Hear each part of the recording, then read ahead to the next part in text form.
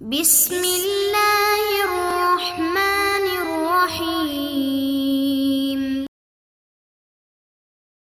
نحمدہ ونصلی ونسلم علی رسولہ الکریم، اما بعد۔ کیسے ہیں آپ سب؟ خیر و عافیت سے ہیں؟ آج سبق نمبر 149 ہے اور آج کے سبق میں کتاب الکفالت کو ہم شروع کر رہے ہیں۔ کفالت ذمہ داری اٹھانا، کسی کی طرف سے کوئی مجبور ہے اس کی طرف سے ذمہ دار بن جانا کہ چلو اگر اس کے پاس نہیں ہے تو میں دے دوں گا۔ آپ کے سامنے اگر کسی آدمی کو کسی نے پکڑا ہوا ہے کہ اچھا میرے پیسے آپ دے دو، آپ ٹال مٹول کرتے ہو اور اس کو پکڑا ہوا ہے، اس کا راستہ روکا ہوا ہے، تو آپ کہہ دیتے ہو کہ اچھا ٹھیک ہے آپ اس کو چھوڑیں، میں خود اس کی طرف سے ذمہ داری اٹھاتا ہوں اور اس کو میں اس کی جگہ پہ میں خود حاضر ہوں۔ اگر اس نے پیسے نہ دیے فلاں تاریخ تک تو میں دے دوں گا، یا اس بندے کو میں نے فلاں تاریخ تک میں نے آپ کے سامنے حاضر نہ کیا تو آپ مجھے پکڑ لینا۔ تو یہ ہے ذمہ داری دوسرے کی طرف سے، اسی کو کہتے ہیں کفالت۔ ضم اس کا لغوی معنی ہے۔ تو آج ہم کتاب الکفالت کی اس طرح کی تعریف، اس کا مفہوم اور اس کی کچھ اقسام سے متعلق بات کرتے ہیں۔ کتاب الکفالت، اس کا کفالت کا مفہوم آپ کے سامنے ہے کہ مطلب اس کا یہ ہے کہ مثال کے طور پر زید پر قرض ہے تو میں اس کے قرض کا ذمہ دار ہوں، وہ نہیں دے گا تو میں دے دوں گا۔ اور کفالت کی صورت میں دونوں آدمی قرض ادا کرنے کے ذمہ دار ہوتے ہیں۔ یہ بات ذرا عام ہے کہ اس میں جس کے اوپر قرضہ ہے وہ خود بھی ادا کرنے کا اہل ہوتا ہے، وہ بھی ذمہ دار ہوتا ہے، اس سے بھی قرض خواہ مانگ سکتا ہے، اور ساتھ ساتھ جو ذمہ داری اٹھانے والا ہوتا ہے کفیل، اس سے بھی مانگ سکتا ہے، اور قرض دینے والا دونوں میں سے کسی ایک سے قرض وصول کر سکتا ہے۔ اس کے قریب دوسرا ہوتا ہے حوالہ، اور حوالے میں یہ ہوتا ہے کہ جو اصل مدیون ہوتا ہے، جس کے اوپر اصل قرض ہے، وہ پھر قرض ادا نہیں کرتا، وہ بری الذمہ ہو جاتا ہے، اور پھر ساری کی ساری ذمہ داری اس قرض کی اس بندے کے اوپر آ جاتی ہے جس نے ذمہ داری اٹھائی ہوتی ہے۔ تو یہ کفالت اور حوالہ کا بنیادی ایک فرق ہے۔ اب جی کفالت کی تعریف، تو لغت میں اس کا معنی ہے الضم، یعنی ملانا، اور انشاءاللہ آگے آیتیں بھی آ رہی ہیں۔ تو اس میں بھی یہ ہوتا ہے کہ ضم ذمۃ الکفیل الی ذمۃ الاصیل فی المطالبتی، یعنی کفیل کی جو ذمہ داری ہوتی ہے اس کو اصیل کی ذمہ داری کے ساتھ ملایا جاتا ہے۔ پہلے قرض جو تھا وہ صرف ایک بندے کے اوپر تھا اور مطالبہ صرف ایک ہی بندے سے تھا، اصیل سے۔ اب ساتھ ساتھ کفیل نے بھی اپنی ذمہ داری اس کے ساتھ ملا دی کہ مجھ سے بھی آپ مطالبہ کر سکتے ہو اور میں بھی اس کا قرضہ دے سکتا ہوں، لیکن فرق یہ ہوگا کہ اصل قرض اس اصیل ہی کے اوپر ہوگا، اصل قرض میری طرف منتقل نہیں ہوگا، بلکہ مجھ سے صرف مطالبہ ہوگا، فی المطالبۃ، صرف مطالبہ ہوگا کفیل سے، اصل قرض جو ہوگا وہ اصیل کے اوپر ہی برقرار رہے گا۔ یہی فرق ہے حوالہ اور کفالہ میں۔ کفالت سے متعلق قرآن کریم کی آیات ہیں جی، قالوا نفقد صواع الملک ولمن جاء به حمل بعیر وانا به زعیم، کہ وہ حضرت یوسف علیہ السلام کے بھائیوں کا جو قصہ ہے کہ اس میں پیالہ گم ہو گیا بادشاہ کا، تو انہوں نے کہا کہ ایک بھائی نے کہا کہ ہم اگر اس میں سے کسی ایک بھائی سے بھی پیالہ نکل آیا تو وہی اس بھائی کو ہی ہم دے دیں گے اس کے جرم میں، اور میں اس کا ذمہ دار ہوں، وَأَنَا بِهِ زعیم۔ تو زعیم یہاں پہ یہی کفیل کے معنی میں ہے کہ میں اس کا ذمہ دار ہوں۔ وَكَفَّلَهَا زَكَرِيَّا، یہ حضرت مریم علیہ السلام جن کی ذمہ داری اور کفالت کی تھی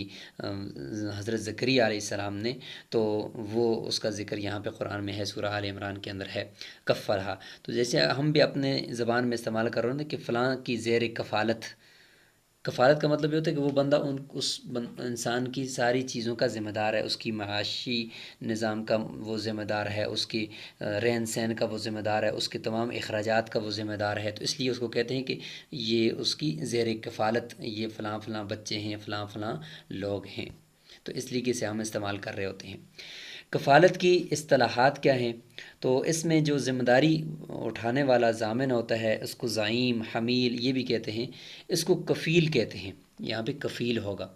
دوسرا ہے جی مکفول عنہ، مکفول عنہ وہ مقروض ہوتا ہے جس کی جانب سے قرض ادا کرنے کی ذمہ داری کفیل لے رہا ہوتا ہے۔ اس کو کہتے ہیں مکفول عنہ کا معنی جس کی طرف سے کفالت اٹھائے گی. اور تیسرا ہوتا ہے مکفول لہو، جس کے لیے کفالت اٹھائی جا رہی ہے، تو وہ قرض دینے والا ہوتا ہے جس کے لیے کفیل بن رہا ہے. اور چوتھی چیز ہوتی ہے مکفول بھی کا معنی کہ جس چیز کی کفالت اٹھائی جاتی ہے، وہ مال جس کے ادا کرنے کا کفیل بن رہا ہے، یا وہ آدمی جس کو مجلس قضا میں حاضر کرنے کی ذمہ داری لے رہا ہے کفیل. تو اس کو کہتے ہیں کہ اس کو چھوڑو. لوگ اس کو لے کر تھانے جا رہے تھے، تو اس نے کہا کہ اس کو تھانے لے کر نہیں جاؤ، کل تک اگر اس نے قرضہ نہ دیا، یا کل تک اس نے یہ قضا مجلس قضا میں یا عدالت میں حاضر نہ ہوا، تو میں اس کو لے کر حاضر ہو جاؤں گا. تو یہ اس کے نفس کی کفالت. تو نفس بھی مکفول بھی ہوتا ہے اور مال بھی مکفول بھی ہوتا ہے. تو یہ اس کی اصطلاحات ہوگی. اب ہم کتاب الکفالت کا مختصر خلاصہ بھی کر لیتے ہیں تاکہ پھر کتاب کو سمجھنا آسان ہو جائے. تو کتاب الکفالت میں دو تقسیمیں کریں گے. ایک تقسیم بے اعتبار مکفول بھی کی ہے، ابھی ہم نے پڑھ لیا. مکفول بھی کہتے ہیں کہ جس چیز کی کفالت اٹھائی جاتی ہے، وہ مال ہو یا کسی کا نفس ہو. کفالت بالنفس اس کی ایک قسم ہے، اور دوسری اس کی قسم ہوگی کفالت بالمال. کسی کے مال کی کفالت کہ اگر اس نے پیسے نہ دیے تو میں دے دوں گا. اور کفالت بالنفس کہ اس کو یہ خود اگر مجلس میں حاضر نہ ہوا تو میں اس کو حاضر کرنے کا ذمہ دار ہوں. دوسری تقسیم ہوگی بے اعتبار کفالت کی انواع کے، کہ کبھی کفیل انسان بنتا ہے دوسرے کے حکم سے، بالامر، دوسرے کے حکم سے، کہ دوسرے کہتا ہے یار میری طرف سے کفیل بن جاؤ، یہ بندہ مجھے نہیں چھوڑ رہا، میرا قرض خواہ ہے، مجھے جو ہے وہ پکڑا ہوا ہے، تو پھر آپ اس کے حکم سے کفیل بنتے ہو. اور دوسری قسم ہوتی ہے بغیر حکم کے، آگے ایک بندہ پکڑا ہوا ہے، مجبور ہے، تو آپ اس کے کفیل بن جاتے ہو. تو یہ کچھ بنیادی باتیں تھیں کتاب الکفالت کی. اب ہم باقاعدہ کتاب کو بھی شروع کر دیتے ہیں تاکہ آج کے سبق میں کچھ نہ کچھ کتاب کا حصہ بھی شامل ہو جائے. کتاب الکفالہ. تو آج کتاب الکفالہ کو انشاءاللہ ہم شروع کر رہے ہیں. تو سب سے پہلے ہم کتاب الکفالہ کی پہلی جو تقسیم ابھی ہم نے کی، دو تقسیمیں بے اعتبار مکفول بھی کے دو قسمیں جو ہیں وہ ہم کر لیتے ہیں. تو بے اعتبار مکفول بھی کے دو قسمیں ہیں، الکفالۃ ضربانی، دو قسمیں ہیں، کفالۃ بالنفس، کسی کی نفس کی کفالت اٹھانا، کہ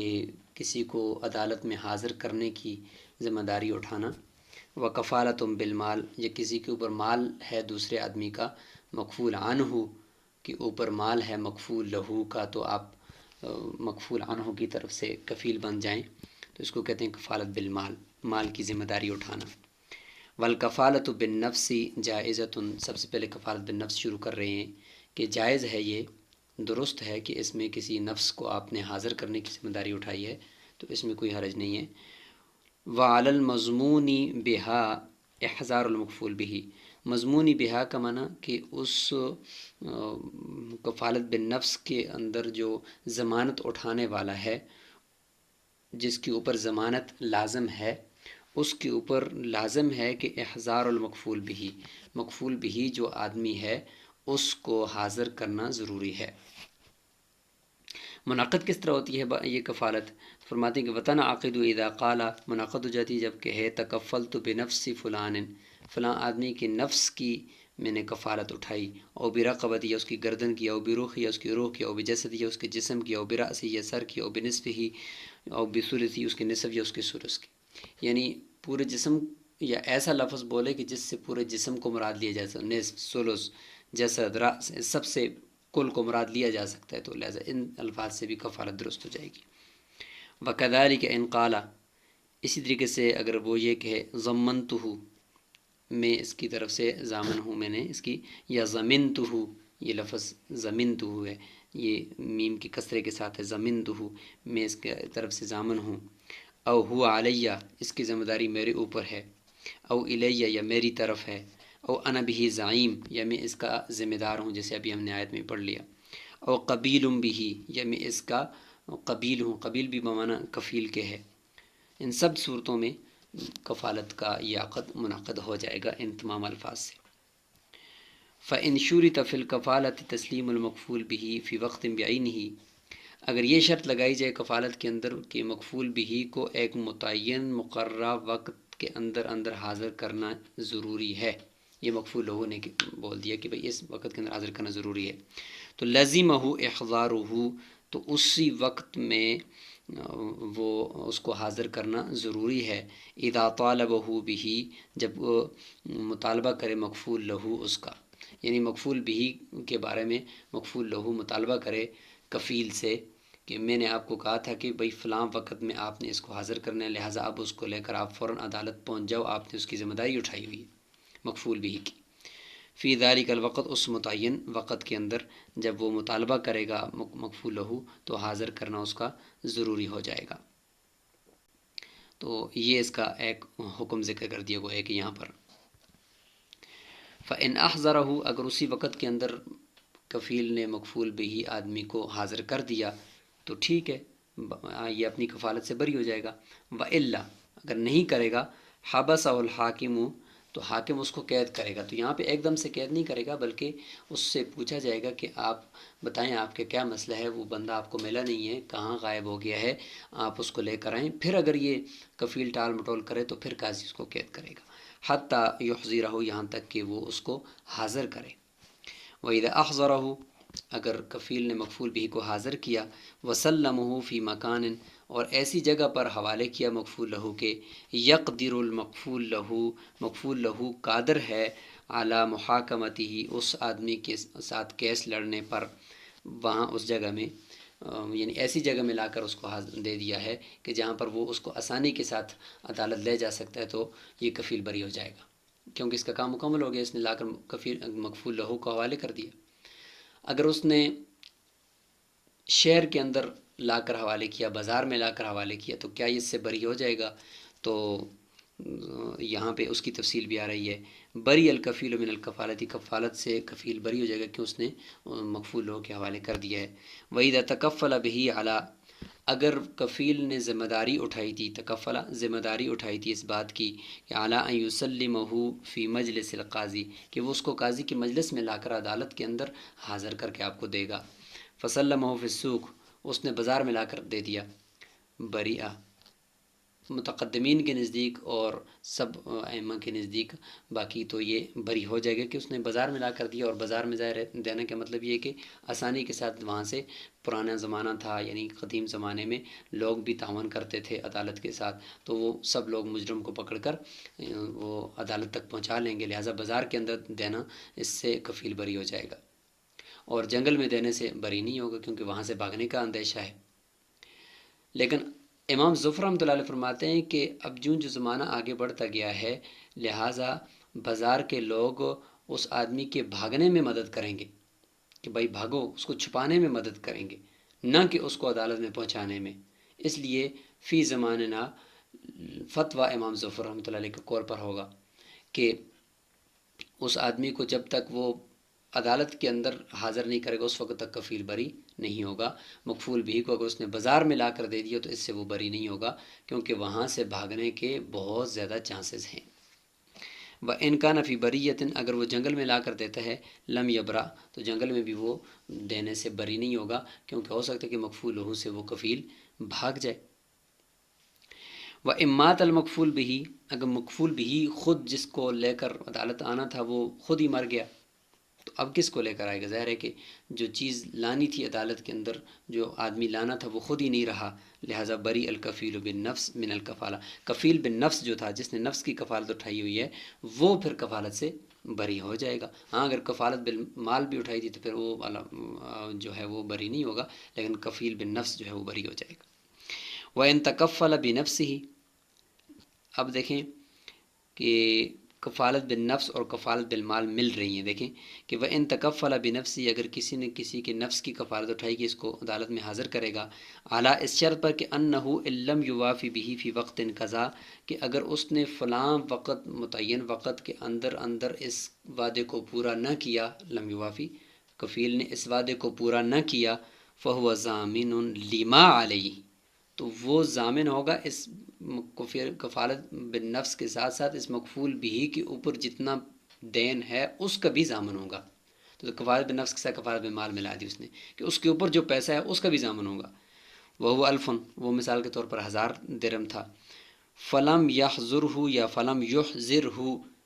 فی الوقت، اس متعین وقت کے اندر اگر کفیل نے اس مکفول بھی کو حاضر نہ کیا تو لزمہ زمان المال، چونکہ اب یہاں پہ کفالت بالمال بھی تھی نا، تو لہٰذا مال بھی اس کے اوپر کفیل کے اوپر لازم ہوگا کہ اس نے دینا ہے، اور ساتھ ساتھ ولم یبرأ من الکفالت بالنفس، کفالت بالنفس سے بھی وہ بری نہیں ہوگا۔ تو